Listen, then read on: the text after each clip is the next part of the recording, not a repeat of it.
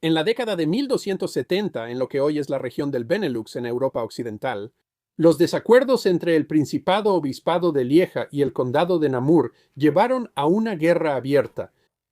Según algunas crónicas, todo fue por una sola vaca.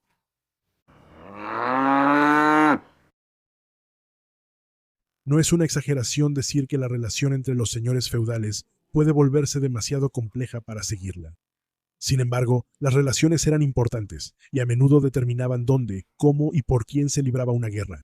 Incluso los señores más poderosos, en una época anterior al concepto de identidad nacional, dependían de la lealtad y de una red de asociaciones que iban desde ellos mismos hasta los dominios más pequeños. Esa situación era quizás especialmente compleja en la región que ahora llamamos Países Bajos, Bélgica y Luxemburgo. Extendidas entre las dos grandes potencias de Francia y el Sacro Imperio Romano Germánico, estas tierras eran un mosaico de entidades políticas, marcas, condados, obispados y más, que cada una debía lealtad de una u otra forma a una de las grandes potencias. Lieja era un principado eclesiástico, un tipo de principado gobernado por un obispo de la Iglesia. Los príncipes obispos de Lieja, como obispos, eran responsables de un territorio mucho más grande que el que controlaban como príncipes. Lieja era un estado del Sacro Imperio Romano Germánico, y el príncipe también era un elector en el imperio. Por otro lado estaban los condes de Flandes, quienes debían lealtad a la corona francesa por una parte de su territorio. De hecho, el conde de Flandes era uno de los 12 pares originales de Francia, pero otras partes de las tierras del conde eran técnicamente parte del Sacro Imperio Romano Germánico. Hay dos fuentes principales sobre la guerra que ahora se conoce como la Guerra de la Vaca. La más destacada, y la que suele contarse, proviene de Jean de Utramus, un cronista de Lieja conocido por crónicas romanticizadas. Utramus escribió su saga de Lieja décadas después de los acontecimientos, pero su obra probablemente se basó en textos anteriores no identificados. Según él, en 1275 hubo una gran discordia gracias a una vaca de Senet. Se estaba llevando a cabo un torneo en Enden con justas, y muchos campesinos llevaron productos para vender. Un hombre, Ingrain de Jolet, llegó al mercado con una vaca. Una vaca pronto le causaría problemas porque se la había robado a un hombre en la ciudad de Sene, ubicada en el Principado Episcopal. El dueño de la vaca también estaba en el torneo y reconoció a la vaca. El alguacil de Condros, una región gobernada por el obispado, interrogó a Enguerrand sobre el origen de la vaca, y Enguerrand rápidamente admitió sus culpas. Sin embargo, se llegó a un acuerdo de que si Enguerrand devolvía la vaca, no sería ahorcado. No está claro exactamente por qué, pero a pesar de la promesa, Enguerrand fue ahorcado de todos modos. Esto causó un problema debido a las complejas leyes de la Europa feudal. Gilet estaba bajo la jurisdicción del señor de Gon, Rigaud de Beaufort, y él creía que las autoridades de Lieja se habían excedido al ahorcar a alguien que él mismo debía haber castigado. En represalia atacó Sene y quemó todo el valle. El alguacil de Condros, indignado, contraatacó, quemando completamente un pueblo y ahuyentando el ganado, los bueyes y las ovejas. A partir de ahí, el conflicto se intensificó, y Beaufort reunió aliados, incluyendo al duque de Brabante, al señor Gerardo de Derby y al hermano de Gerardo, el conde Enrique el V, el Rubio, o el Grande de Luxemburgo. Quemaron muchos pueblos y se llevaron el botín. Los campesinos de Condros acudieron al príncipe obispo, Juan de Anguien. Sin embargo, no fue de ayuda, diciéndoles que no había aprendido el arte de la guerra, pero que no se desesperaran tan pronto, porque nunca un plebeyo o un noble había sido asesinado sin motivo o sin venganza. Con la gracia de Dios aún pueden recuperar sus pérdidas. La crónica afirma que Sir Juan de Lieja habló en contra del obispo, diciéndole que deshonraba su cargo, que pasaba su tiempo bebiendo y comiendo, por lo cual se había puesto tan gordo como un lechón, mientras permitía que la gente pobre bajo su cuidado fuera arruinada. El preboste de Lieja estuvo de acuerdo, diciéndole a Enguerrando que sería mejor abad o monje que obispo de Lieja. Se formó una fuerza sin la ayuda del obispo para demoler uno de los castillos de Goncourt y sitiar otros. Una fuerza de hombres de Lieja se enfrentó al duque de Brabante y mató a 6.300, incluido el propio hijo del duque. Dios, registra la crónica que dijo el duque de Brabante: ¿quién ha visto jamás un pueblo más valiente y audaz que estos hombres de Lieja? Buscando más aliados, el duque de Brabante recurrió a Guy de Dampierre, conde de Flandes, y al marqués de Namur. Brabante recomendó que Beaufort intentara retirar los feudos de la obediencia a Lieja y en su lugar hacer que juraran lealtad a Flandes. Costó algo de persuasión, pero Guy cedió y prometió proteger las tierras de Beaufort, y entonces, dice la crónica, se desató una tormenta más furiosa que cualquier trueno. Nunca antes se había desatado una tempestad tan grande por un asunto tan trivial. Guy declaró la guerra al pueblo de Lieja el 4 de marzo de 1277. El conde de Luxemburgo invadió el Condroz, marchando hacia Cenet, donde el alguacil, el mismo que había matado al ladrón de la vaca, lo enfrentó con 2.400 hombres contra una fuerza mucho mayor. La crónica afirma que estaban en desventaja numérica de 4-1. En una feroz batalla que duró todo el día, la milicia fue derrotada, y 500 hombres, incluido el alguacil, murieron. Sin embargo, Luxemburgo también salió mal parado, dejando 1.400 hombres muertos. Disgustado, el conde se quejó de que perdió a 300 nobles por culpa de un solo campesino. Incendió Cenet, que no estaba fortificada, hasta los cimientos. La crónica, nuevamente elogiando a los hombres de armas de Lieja, afirma que Luxemburgo juró que nunca más, si podía evitarlo, lucharía contra los conjugianos. En respuesta, se formaron 3 fuerzas provenientes de ciudades del Principado Episcopal y marcharon contra sus 3 enemigos, Brabante, Namur y Luxemburgo. Durante 3 días nunca dejaron de quemar, escribe Utramis, afirmando que más de 50 aldeas fueron incendiadas. Guy de Dampierre entonces marchó sobre la ciudad de Dinant con un ejército de 10.000 hombres y se libró otra terrible batalla. La crónica enumera numerosos nobles muertos en la lucha, afirmando que las fuerzas de Lieja superaron a los flamencos mientras se retiraban hacia Dinant.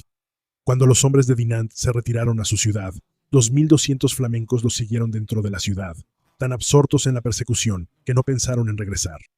El alcalde de la ciudad ordenó cerrar la reja de la puerta, atrapando a los flamencos. En ese momento, la gente de Dinant, tanto el clero como los laicos, mujeres y niños por igual, lanzaron un asalto y todos los flamencos fueron asesinados. Aún más descaradamente, las campanas de las iglesias de Dinant repicaron y la puerta se volvió a abrir. Los flamencos, temerosos de que los hombres de Dinant salieran, rompieron en pánico, abandonando sus armas y equipo en el lugar. Dinant se apoderó de tal cantidad de botín que todos se hicieron ricos con ello. El final de la guerra, según la crónica de Utramus, solo llegó cuando Dampierre apeló desesperadamente al rey de Francia.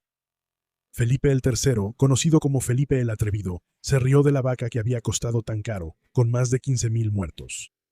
Felipe fue a Lieja y solicitó, con su característica gentileza y humildad, que las partes sometieran las disputas de su arbitraje. El rey dictaminó que quien haya invertido más en el conflicto debería sufrir la mayor pérdida, pero solo ordenó que 3 feudos fueran devueltos a Lieja. El relato que Utramus cuenta es emocionante, sangriento y absurdo, y en gran parte es una invención. Otra crónica, más confiable, Jean de Hocquem, dice que la guerra comenzó porque el alguacil de Conjou le robó una sola vaca al señor de Gont. Hocquem ofrece una descripción mucho más breve de la guerra, aunque con algunos de los mismos hechos. Incluye la historia de los flamencos atrapados en Dinant, excepto que dice que solo había 80 atrapados en las puertas. Otras crónicas dicen aún menos, enfocándose principalmente en el incendio de Cenet. La historia se convirtió en una leyenda central en la historia de Lieja. Edouard Pincelet, un historiador belga, escribió en un artículo de 1893 que casi todos los tratados históricos sobre Bélgica y la región de Lieja mencionaban la guerra, en gran parte basados en Utramus, y un poema heroico burlesco llamado La vaca recobrada, que solo se publicó en 1859. Sin embargo, Poncallet descubrió una variedad de fuentes originales que iluminan la historia real. Poncallet concluye que un ladrón de vacas pudo haber sido parte de las hostilidades iniciales, además de Hoxham. También se menciona una vaca como instigadora en la crónica de Hemblow. Parece que Utramus encontró el breve relato de Hoxham demasiado seco e inventó muchos de los detalles. Abundan los documentos sobre las investigaciones en torno al arbitraje del rey francés, alrededor de 1278. El problema principal parece haber sido el feudo de Guen. Guen y su señor, Juan de Beaufort, habían sido vasallos leales al obispado de Lieja, pero los años previos a la Guerra de la Vaca fueron turbulentos en la región. Enrique de Gueldres se convirtió en el príncipe obispo de Lieja en 1247, pero su gobierno fue increíblemente tumultuoso. Durante los primeros 12 años de su gobierno, ni siquiera era un sacerdote ordenado, a pesar de ocupar un cargo eclesiástico. Guelders participó en guerras locales, impuso altos impuestos y tenía fama de libertino. Fue destituido por la fuerza por un concilio eclesiástico en 1274. El Papa Gregorio X nombró a Juan de Enguerrand como príncipe obispo ese mismo año. Las motivaciones de Beaufort no están claras, pero en 1271 retiró su feudo del obispado y rindió homenaje a Guy de Dampierre, colocando esencialmente el castillo de Guen bajo el marquesado de Namur. El desacuerdo era sobre detalles legales. ¿Podía Beaufort transferir el feudo y, aunque pudiera, había seguido las formalidades habituales? Durante el arbitraje, Enghien afirmó que Beaufort no lo había hecho y que el enfeudamiento, la transferencia del feudo, era ilegal. Según Poncayet, el feudo solo podría haberse transferido si primero se ofrecía a Lieja, entre otros tecnicismos legales. Gelders, de todos modos, no impugnó la transferencia, si es que alguna vez se enteró de ella. Jean murió alrededor de 1275, aparentemente sin que nadie cuestionara sus acciones. Según los registros, después de que Enghien se convirtió en príncipe, el alcalde y los regidores de Senet regresaban de Lieja cuando los Beaufort los emboscaron, matando al alcalde y a uno de los regidores. Poncayet sugiere que la emboscada fue en venganza por los agravios que guardaban contra el obispo. Los Beaufort, al enterarse de que el obispo se preparaba para tomar represalias, recurrieron al marqués de Namur y conde de Flandes, Guy de Dampierre. Hombres de Lieja incendiaron la casa solariega de Guin, a pesar de las protestas de los representantes de Namur. Ahora llegó el verdadero meollo del desacuerdo. El obispo de Lieja creía que estaba castigando a sus propios vasallos, mientras que Dampierre creía que su territorio había sido violado. La cuestión de quién tenía la soberanía sobre Guin era independiente de los juramentos feudales, pero Dampierre insistía en que cuando Beaufort transfirió el feudo, toda la señoría y jurisdicción del obispo quedaban anuladas. A su vez, el obispo insistía en que un vasallo no tenía derecho a transferir la propiedad, y que como feudo imperial, el obispado no podía ser desmembrado.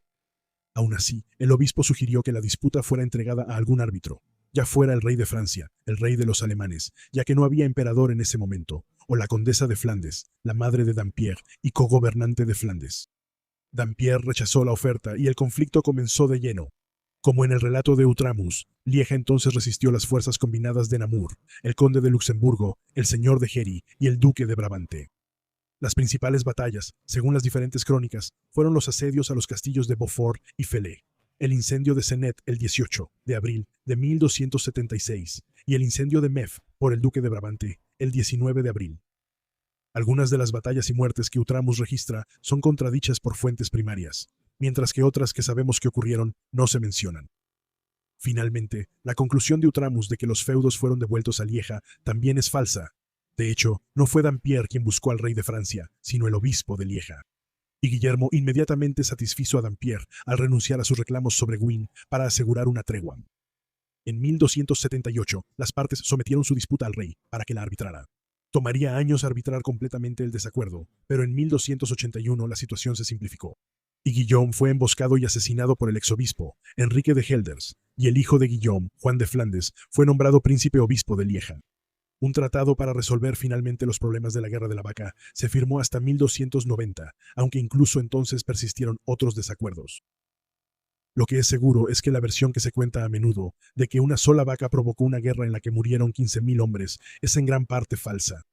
Si bien ambos bandos ciertamente causaron daños considerables y muchos pueblos fueron incendiados, las muertes casi con seguridad fueron solo una pequeña fracción de 15.000. En realidad, todo el episodio ilustra un cambio masivo en el poder europeo. Después de la muerte de Federico II, emperador del Sacro Imperio Romano, el imperio se fracturó en docenas de estados autónomos y el poder centralizado esencialmente desapareció hasta el siglo XIV. Rodolfo I, quien no fue coronado emperador pero fue elegido rey de los romanos, en 1273, estaba ocupado tratando de consolidar el poder en ese momento, pero se quejaba de que lo dejaban de lado en desacuerdos como este. El otro poder al que Lieja podría haber recurrido era el papado, que convenientemente también cayó en crisis al mismo tiempo. Gregorio X, quien fue elegido solo después de que el papado estuvo vacante por más de 2 años, en 1271 convocó el Segundo Concilio de León, en un intento de terminar con las largas elecciones, al instituir el cónclave papal, donde los cardenales son recluidos y no pueden salir hasta que se elija a un papa. Sin embargo, Gregorio murió poco después del concilio en 1276, y la Iglesia luego enfrentó una serie de papas de corta duración. Hubo 3 papas más solo en 1276. Cualquiera que fuera la razón, someter el arbitraje al rey de Francia fue prueba del ascenso de Francia como la principal potencia en Europa. El mapa político de Europa en ese momento era un mosaico caótico, pero Francia empezaba a consolidar tierras y poder bajo el monarca como preludio de los estados-nación. Aún así, el Principado Obispado y el Condado de Flandes continuaron existiendo hasta 1795, cuando fueron conquistados por los franceses durante las guerras revolucionarias francesas. Eventualmente, se convertirían en los países de Bélgica, los Países Bajos y Luxemburgo. El destino de la vaca Si es que alguna vez hubo una vaca real, es desconocido. Espero que hayas disfrutado viendo este episodio de The History Guy. History deserves to be remembered. Y si fue así, siéntete libre de darle like, suscribirte y compartir The History Guy. History deserves to be remembered con tus amigos. Y si también crees que la historia merece ser recordada, entonces puedes apoyar a The History Guy. History deserves to be remembered como miembro en YouTube, como patrocinador en nuestra comunidad de locals o como patrocinador en Patreon. También puedes visitar nuestra increíble tienda de productos o reservar un mensaje especial de El Chico de la Historia en Cameo.